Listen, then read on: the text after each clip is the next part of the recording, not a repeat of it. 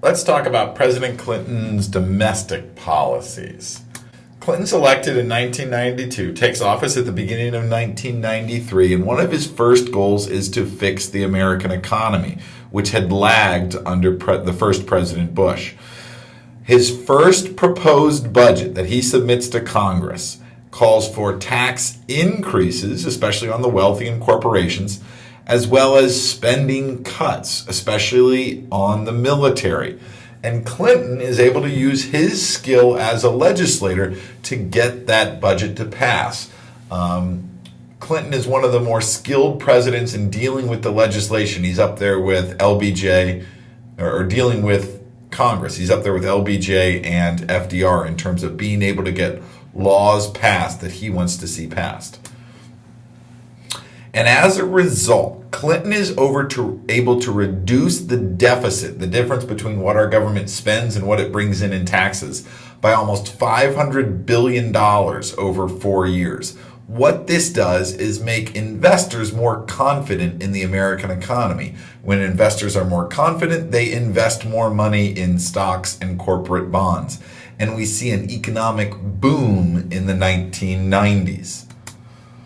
Another success of Clinton's administration is the North American Free Trade Agreement, commonly abbreviated as NAFTA. This is an agreement that eliminated almost all tariffs between the United States, Canada, and Mexico. It makes the North America a free trade zone and improves our economy as well. The Republican Party is critical of Clinton's tax increases, and as a result, they band together and block any significant changes to the health care system, something that Clinton, like a lot of Democratic presidents, tries to reform but is unable to change. In 1994, there is a massive Republican effort led by Newt Gingrich that challenges the Democrats in their control, and it's called the Contract for America. This was a literal agreement that Gingrich had all Republican candidates sign in 1994.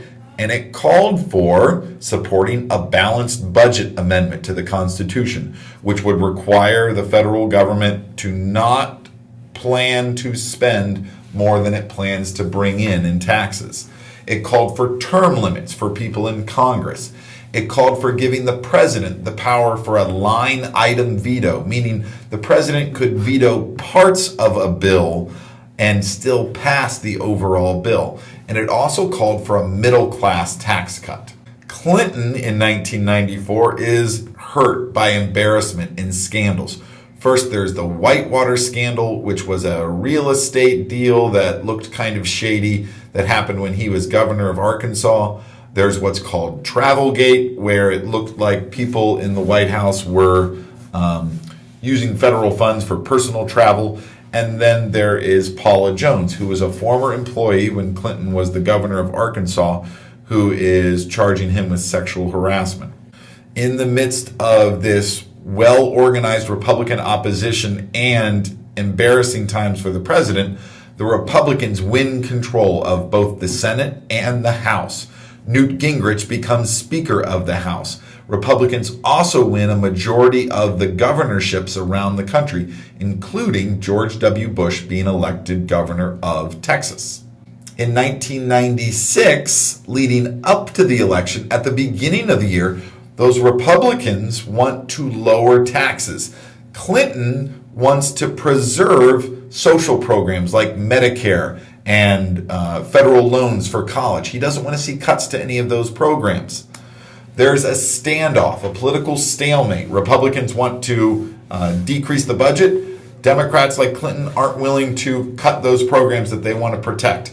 And when we can't agree on a budget in our government, we get what's called a government shutdown. And this lasts for a short amount of time, but it's a real embarrassment for the federal government. And in the fall, it becomes apparent that the voters blame the Republicans for that government shutdown, and President Clinton is reelected in 1996.